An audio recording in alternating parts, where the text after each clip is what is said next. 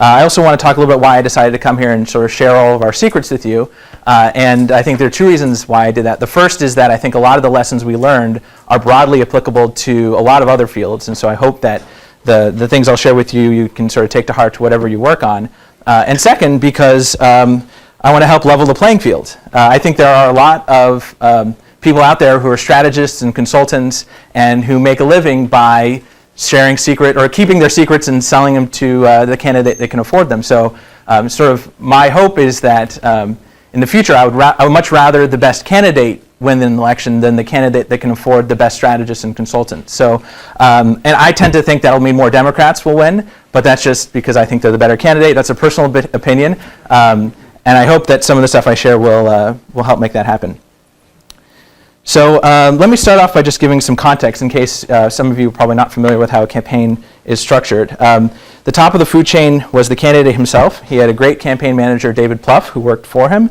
And there were a bunch of offices, or, I was in Chicago, the headquarters, and so we had a bunch of departments that were based there. There's a huge force across the country that focused on field, and a couple of folks here in the audience are big members of the force. I'm not going to talk much about the stuff that they did. I think that's something that they're better to speak to. I'm going to talk specifically about what I worked on, which was new media, which is the word that in the campaign lingo they use to describe basically everything they don't really understand, but is all this technology stuff and Facebook and Twitter and all that that gets bucketed together into one thing. There's a bunch of other stuff that was going on in the campaign at the same time: correspondence, responding to letters, communications, talking to press. The field, as I mentioned, was probably the largest component of the actual campaign itself. And then things like policy, paid media. Paid media does everything: TV and radio. Operations made sure the trains ran on time, and finance is what they sort of euphemistically call the people who have the big fundraisers in fancy hotels and whatnot. So I worked in new media, and I led the analytics team. So we had a team of 6 folks, and I'll show you in a second what our desk looked like. And the other folks in new media sort of that fell into this general bucket were the online marketing team that worked on getting as many people to sign up and come to our website, sort of began the funnel of people into our world. The email team that wrote a lot of national and local emails and state-based emails. I think many of you were probably in California during the election and leading up to it, so you may not have seen the huge amount of work that went into actually customizing a lot of emails for the battleground states. But if you were, if you're in Virginia, you probably saw it, and I think that's a testament to the work they did. We had a blog team that spent their whole time writing blog entries, doing blog outreach, and the great thing about the blog was that focused mostly on the people out there. That wasn't about Barack Obama. The blog was about the supporters, and I think that really that drove a lot of interest.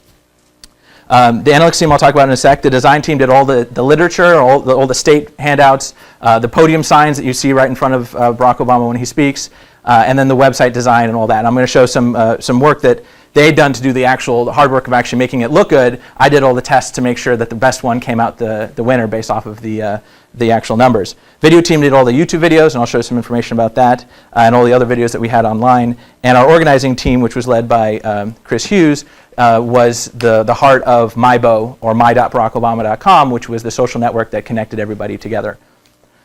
So this is what our analytics table looked like. That's not me actually in the upper right-hand corner. That's my twin brother, who I got to come work with me also in Chicago. That's not a joke. There were 2 tables about 8 foot by 6 foot here, and we had at sometimes about 7 people there. It was probably the most monitor square inches per table space, I think, probably anywhere else in the campaign, because we had to deal with a lot of numbers. We're sort of a heart in the middle of the new media team. So that's sort of some background. The folks on the team are mostly engineers and analysts, and all the great stuff I'm going to talk about are due to their hard work and determination, and I'm basically just going to take credit for it all. So let me talk first about the results. I think that's probably opposite of how most academic talks go, but I like the results first. So I'll give you that, tell you what, and I think you know the big result that happened November 4th, but I'll start with that and then go into sort of how we got there, the steps we took, and the lessons we learned along the way. These are the 2 ones that really matter, the popular vote and the electoral vote. Obama won by a larger margin than any other presidential candidate in the past, by about 6 million votes, crushed McCain on the electoral vote. And so these of you probably are familiar with. These metrics you're probably not as familiar with. And these are more new media metrics than anything else. I would argue a lot of this drove what you saw on the previous slide, but that's sort of hard to say. I think what this is showing is that there was a quite a bit of support, and I'll just sort of explain what this says here. The y-axis is in millions, and each sort of bucket is different. We had 2.4 million Facebook friends to 500,000 for McCain. We had almost 100 million views of our YouTube channel, of the videos on our YouTube channel. If you think about that in terms of man years, that equates to about 900 man years of watching YouTube videos every hour of every day of every year. And McCain had quite a bit fewer. And then the unique visitors to our website. So this is not total page views. I'm talking about unique visitors throughout the course of the election. We had about 140 million unique visitors. And if you look at that again in terms of sort of the average time they were on our site times how many times they came to our site, that comes up to be about 1,200 years. So we're talking about 2 millennia worth of people consuming and hearing about Obama through new media. Yes? Does Facebook support 2.4 million friends? They actually had to, we were sort of their first customers, so we allowed them to sort of go beyond. I think we ran up to a bottleneck with about 1 million, but they quickly adapted. So better sign up a lot more friends for me. Now there's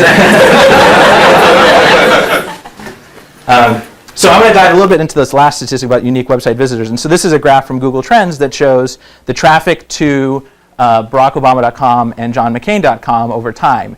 And the interesting thing here is you can sort of see this track along based off of sort of where the big moments were.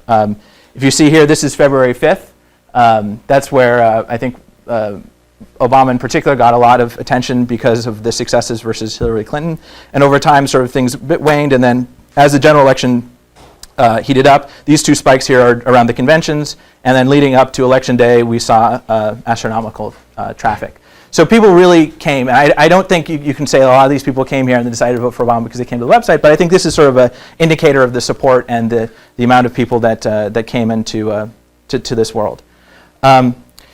So that's sort of the non-money numbers. I want to get a little bit into the amount raised because this is something that oftentimes gets some scrutiny, and I'll actually spend some time talking about because I think this is one of the few things that are actually really easy for us to measure in terms of how we're doing and what we're doing well. This is a comparison of the amount of money that Obama raised versus McCain. To be fair, this doesn't include the federal funds McCain took, and he took federal funds, so obviously he's at a disadvantage. But what's more interesting here is if you split up the online versus offline money. Over 500 million, that's the sort of public number, but over $500 million came in, $500 million came into the campaign online. More than twice the total amount of money that McCain got. And so this is, I think this is sort of a show of where things are heading. I'm going to talk a little bit about, the rest of the talk is basically going to be how do we get to that 500 million and some of the things that we learned that might be applicable to what you're doing.